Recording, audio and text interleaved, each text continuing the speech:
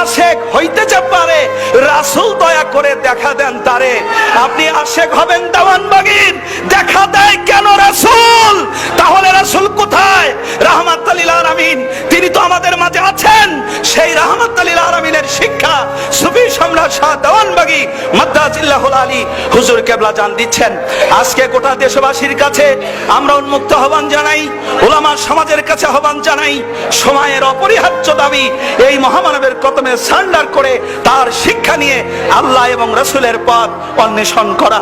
সম্মানিত ভাইয়েরা, আজকে কিছুক্ষণ আগে আপনাদের এই ব্রাহ্মণবাড়িয়া জেলার বিশিষ্ট কিছু উলামা ইকরাম এখানে এসেছিলেন।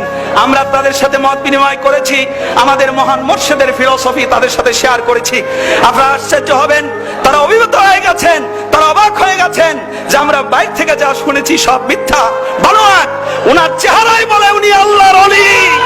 আমার ভাইরা, আজকে যারাই তার কদমে আসছে এই মহামানবের জন্য পাগল হয়ে যাচ্ছে, পেরেশান হয়ে যাচ্ছে।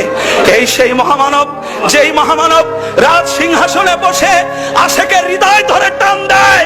এই সেই মহামানব, যেই মহামানবের কাছে আসলে মদিনার ঘ্রাণ পাওয়া যায়, যেই মহামানবের কাছে আসলে রাসূলুল্লাহর ঘ্রাণ পাওয়া যায়।